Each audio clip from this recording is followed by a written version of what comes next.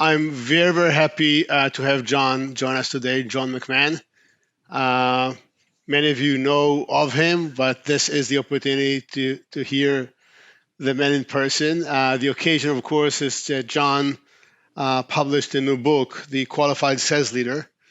And that's always an opportunity to get together and hear some wisdom that has been gained over a lot of years of doing.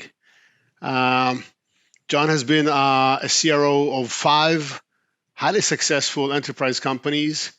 He was president, actually, of BladeLogic that went public and then bought by BMC, where he had a sales leadership role. Prior to that, Ariba, GeoTel, and PTC, which is the granddaddy of all enterprise software companies, a company that John was very instrumental to be able to drive from $1 million in revenue. It reminds me, not ARR, meaning you have to go and sell that revenue from scratch every year, to over $1 billion in less than 10 years. So we'll hear a little bit about that. And equally impressive, following that, he started kind of a new career of mentoring and advising entrepreneurs, CEOs, and through that have built a portfolio that is either better or equal to the very, very best VCs. And I always joke that I'm glad he's not, because if he was, he would have been on the Midas list every year for the last 10 years. Some of the companies that John has been involved right now, everyone here knows and admires. John was a founding board member of SnowFlake, an amazing, successful enterprise infrastructure company. He was on the board of MongoDB. Prior to that, Hubspot, advisor to AppDynamics, SumoLogic, BazzarVoice, GlassDoor, and many, many others. And we all know the kind of the cliche that A people hire A people and B people hire C people. In John's case, you can see that in action by the fact that many of the folks that he has trained under him and led are now sales leaders and go-to-market leader in amazing companies such as Datadog, SnowFlake, Okta, and several others. So really amazing, John, to have you join us. Thank you for that. Thank you, Izhar. That's a great introduction. A lot to unpack there. Thank you. Appreciate Do you believe I'm talking about you? No. I got a lot of scars, though. I have a lot of scars. Yeah, we want to hear about the scars too. All right. Let's dive right in. And I mentioned PTC earlier, but I'm an older guy, and there are younger people on the call. I'm guessing several people don't even know the company.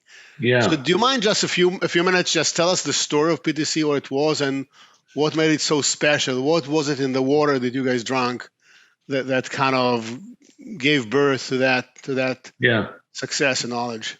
So PTC was a mechanical computer-aided design company. And what was interesting about it, what was so special, it wasn't just the growth. It was like in the beginning, the product didn't work. And the product didn't work till Rev 7. And at that time, rapid development meant you came out with a new release every 6 months. So what happened is there really was no sales process. We were basically pot and pan sales guys or vacuum cleaner sales guys, because we would show up, we would write up our 5 differentiators on the whiteboard. We'd give a highly choreographed demonstration of the product, where I knew exactly what I was going to say. My SE knew exactly what they were going to say. In fact, the product didn't work so much that you used to have the SE wrap the electrical cord around their leg, because if something kind of went haywire, they'd just pull the power cord on the computer, and we could, I could tap dance for a little bit. And then it got really hot in the room because customers really liked what they saw. And then they'd say, hey, can I have a loaner? Can I have a benchmark? No. Can I have a POC? No. Can we do a POV? Or what can we do? Well, you can buy. And then the tension in the room would get really hot. And you could feel the customers being uncomfortable, and we were uncomfortable, but we had to stay calm and stay patient. And a lot of times we would talk the customers into buying. A lot of times they would, ask us to leave. But then by Rev 7, the product started to work. And this is where we really became great at what I would call qualification. We were what I call maniacal qualifiers. What do I mean by that? Now that the product worked, we were competing against 3 companies that were $1 billion in revenue. And if we let them stretch the decision criteria very broadly, then we knew we would lose. So we were very smart about what the product could do and what the product couldn't do. And we would not only demonstrate that, now what we would do is start to formulate the criteria, the decision criteria for a proof of concept. And we would lock it down hard with just our differentiators in it. And if it didn't have our differentiators in it, then we simply wouldn't play because we knew we were going to lose anyway. So then we got really smart about, well, how do we lock it down ourselves? It can't just be a sales guy trying to lock down the criteria for a customer. So we had to find what we call a champion, somebody that was really strong in the account that had influence. And they would help us lock down not only the criteria, but the way in which the company was going to walk through the decision process. And it was, so then after the product worked and we were getting more than 1 or 2 copies sold, then we said, okay, we got to up the average deal size. Well, how are we going to do that? Well, we have to get higher in the organization. So then we had to get to what we called the economic buyer. In this case, most times it was the VP of engineering. Sometimes it was the CEO.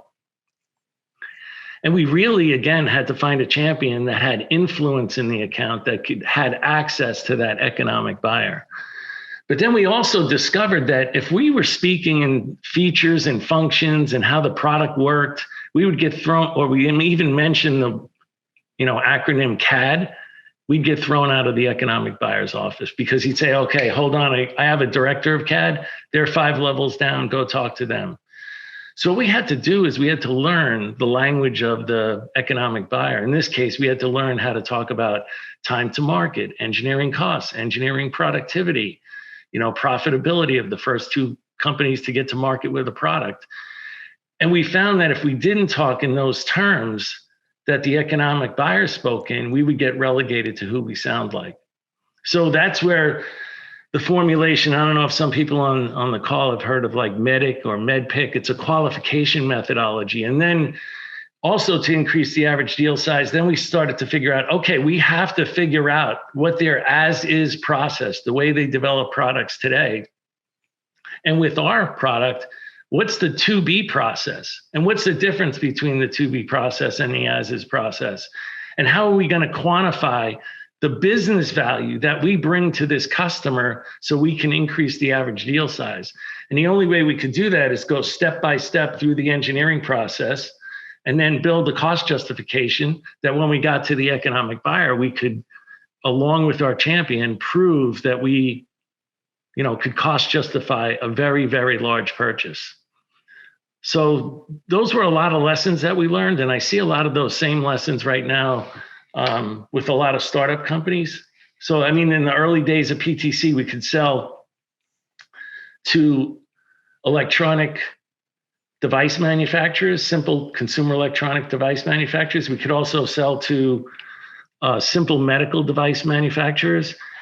But that was we knew who we could sell to. So we knew what our differentiators were. We knew how they aligned to pains that we solved in a certain process. And we knew who of that use case, who was the persona that owned that use case, and what were the companies that had those use cases, and what industries were they in. And then from there, we went back and we would say, because we don't want to get thrown out of their office, we have to know specifically how that person is measured and what their pains are, not just the process, but for the person. And then we had to speak their language. So then we came up with sales messaging of where we essentially would lead the witness. What I mean by that, that's like a great lawyer that before they put somebody on the stand, know specifically what they're going to ask that person to get them to admit something on the stand. And we were no different at PTC. We would basically know their use case so cold that we would ask open-ended questions that we already knew the answers to. And that would allow us to build rapport with the customer because maybe they'd say, yes, I have experienced that pain. We'd say, great. We have other customers that had that pain, but they also have this pain. Have you ever experienced that? Yes, I have. And now we're starting to build rapport, and the customer also understands that we understand their environment. And more importantly, we have other customers that had the same issues, and there was a before and after scenario where we brought real quantifiable business value to that customer. So there were a lot of lessons that we learned there, and I try to bring those same lessons to some of the companies I work with now. John, the concept of qualifying is really about, at least the way you define it, is finding customers who have a high propensity to buy. How do you do that? How does a salesperson knows, or the managers, that the prospect at hand is high propensity or low propensity to buy? Yeah, well, that's going to change from company to company. So first, I think you have to work on your ICP. And I can give you an example of the ideal customer profile. Ideal customer profile, I'm sorry. And the way you would do that, and I can give you an example where a couple of years ago I helped MongoDB work through this. And what you do is you basically start with what in your product, what are your unique differentiators? Not comparable differentiators where some of your competition has them and others don't, but I mean truly unique differentiators that are also defensible. What do I mean by defensible? I mean that if in a head-to-head test, your product against their product, you could prove that you're uniquely differentiated. So then you take those unique differentiators and you ask yourself, okay, what problems or pains do we solve for companies? And how do our differentiators align to those pain points? Now, what use cases are those pain points associated with? And what personas own those use cases? What companies are those use cases in, and what industries are they in? So then you might see that maybe financial services companies, in MongoDB's case, might pop to the top, or the government agencies, lots of developers, lots of applications, great opportunity to sell to them. But then we said, well, wait a second. What about the propensity of these companies to buy? So then we said, okay, let's think about that. They should be all in on the cloud. If they're hybrid, they're not totally committed yet. So they're all in on the cloud. 2, they have a really fast product life cycle. So that gets rid of government agencies. That gets rid of a lot of the financial institutions. That they hire the best developers, and you can find that out. And then they use the leading edge development tools. So when we did that, we narrowed the scope of the number of companies that we could call on that ideally we could bring the highest quantifiable value to. But then we said, well, wait a minute. Now, what about sales complexity? How hard is it to call on some of these companies? Are they a single business unit where it's a single reporting structure? Do they have multiple business units? Do they have multiple divisions in different countries and different states, which really adds to the sales complexity? Do they have really arduous legal procedures? Do they have really long procurement cycles? Okay, let's take those companies out. So we took those companies out, and one of the things that popped to the top was the gaming industry. Wow, that's interesting. Low sales complexity, because kind of a single reporting structure. All in on the cloud, really fast product life cycles. If they don't get a new product out by Thanksgiving, they might be dead by Christmas. Hire the latest developers, use the latest technologies. And we said, well, wait a second. Those companies are being called on by our inside sales group. Why? Because like a lot of companies, they just draw a line and they say, oh, any company under 250 million, that goes inside. Any company above 250 million, that goes to the outside people.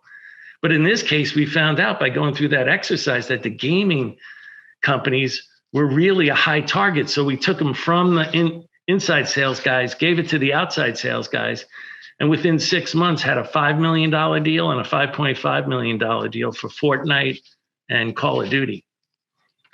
So now I took you through that in just a minute or two, Izhar, but in reality, that's really, it's a long process, and it's you just got to roll your sleeves up and do the work. And then from there, that's where the sales messaging comes from. Okay, now what questions are you going to ask?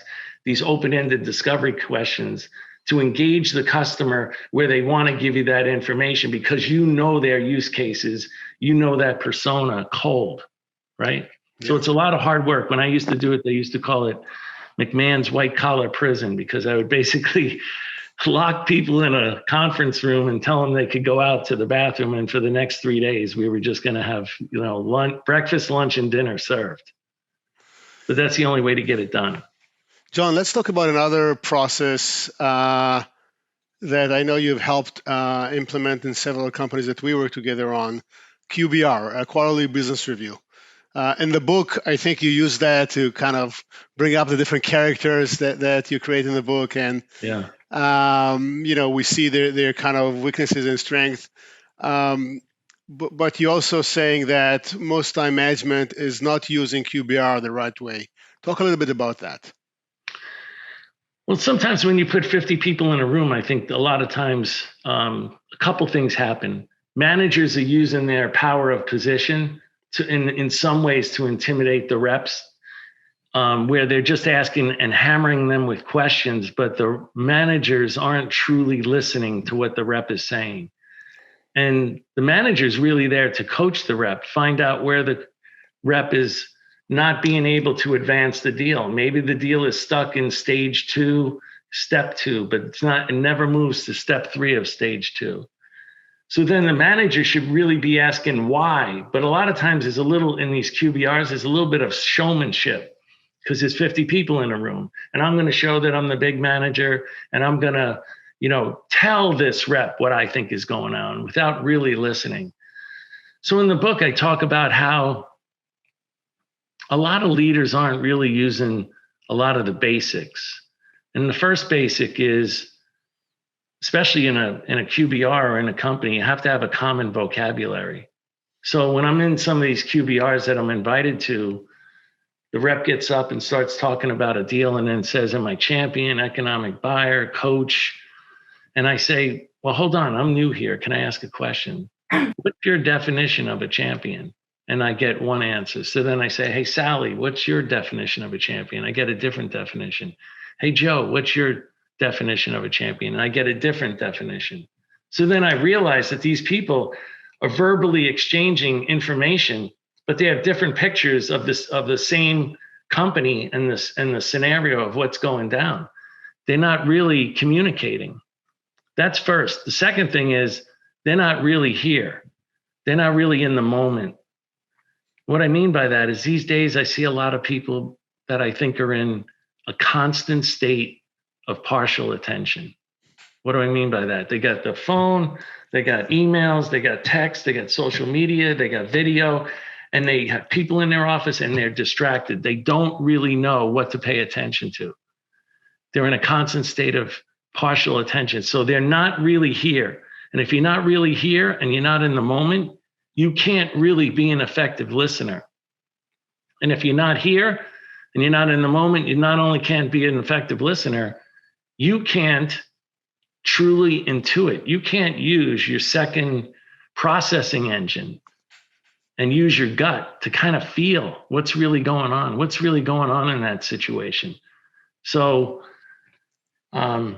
I try to get people to focus more on the basics and focus on what that rep is saying so that they can truly coach the rep on new skill development or new knowledge that they might need to advance the deal.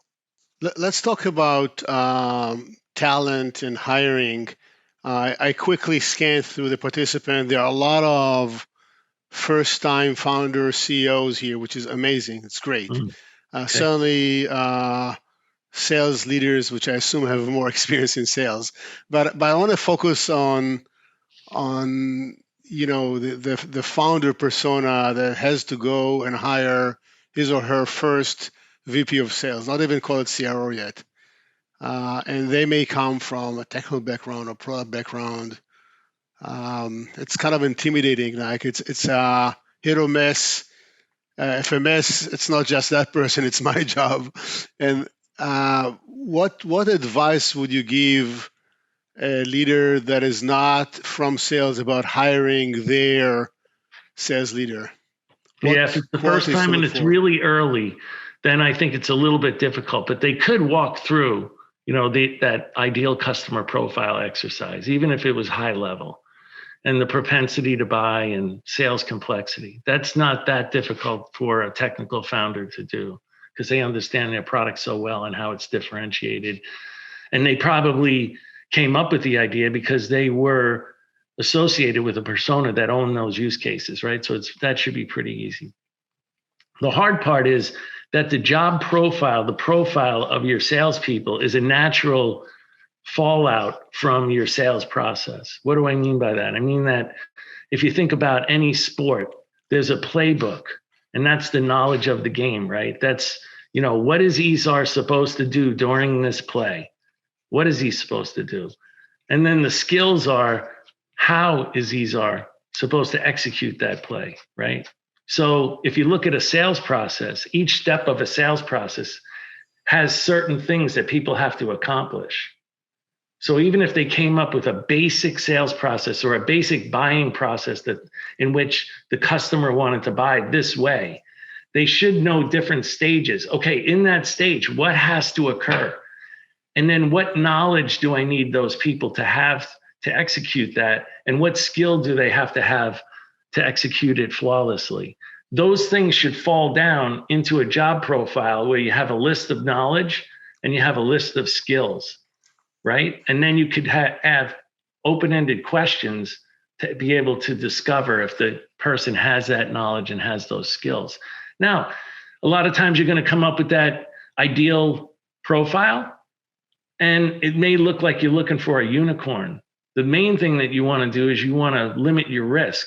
So if the person's missing multiple knowledge areas, multiple skill level areas, then you're taking a really big risk. The final thing is matching the stage of your company to the characteristics of the person that you're trying to hire. So I see a lot of times like guys are starting companies and it's a software product and they think, oh, sales is sales. So this person was sold $40 million deals at Cisco. So they're going to be able to sell my software product. No, they're not. Because when they were at Cisco, everybody has Cisco. So they never had to break into new accounts. When they called up, they knew the person had already owned the budget. So they build a relationship with that person.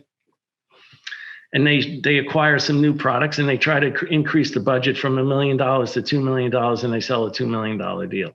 And they think that they're enterprise B2B sales guys.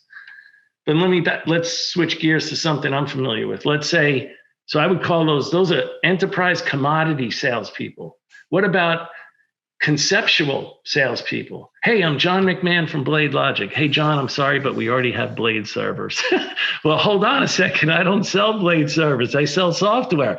So I'm already on my heels when I pick the phone up, right? And now I have 30 seconds to basically see if I could buy 5 minutes where I can explain to this person what I do and why it might be in their best interest and the company's best interest to listen to me.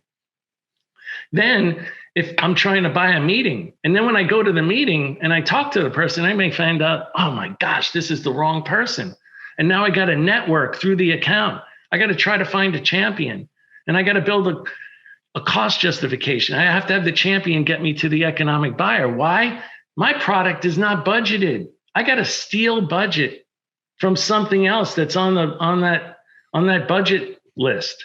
So what that means is I have to make my cost justification powerful enough that they want to reprioritize what's in the budget to buy my product. And then I have to do the proof of concept and then go ahead and haggle with development and legal to go ahead and get the deal. So two completely different types of sales skills. So when people say, well, he's a sales rep and he sold this or sold that, so he could also sell this product. No.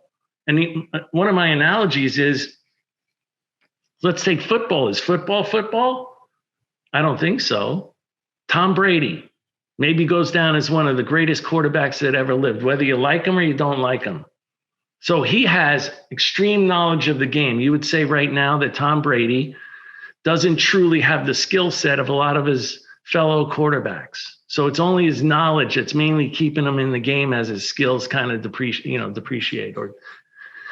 But as knowledgeable as he is, we can't take Tom and put him in any other position on the field. Why? Because he'll fail on the first play.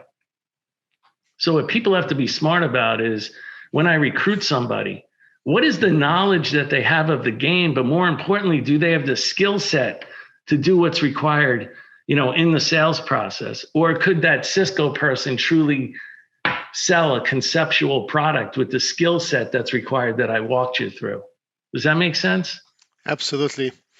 I want to ask you one more question, Right. more of a personal one. So, okay. You have had one of the most successful career possible in enterprise sales. You've done awesome.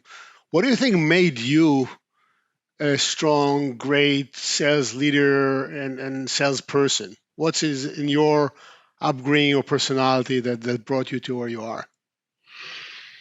All right. Well, let's see. So first I'll of all, say one thing. It's not talking, because right. on the boards that you and I are on, you are by far the person that says the least. Yes. So something else.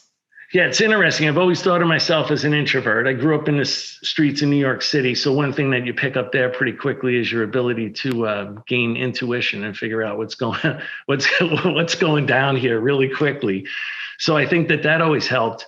And I never thought of myself as the greatest presenter. I never thought of myself as the fastest talker. And that's kind of what you associate salespeople with.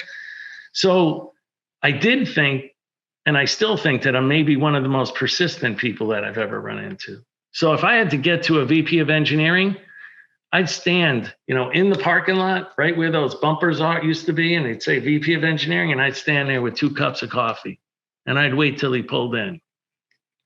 Now talk about, having to have your elevator pitch ready. I had to have my elevator pitch ready. So I think that's what made me a good sales guy, because I also thought to myself, if you were going to beat me, you better get up really early and you better go to bed really, really late, because that's what I'm going to do.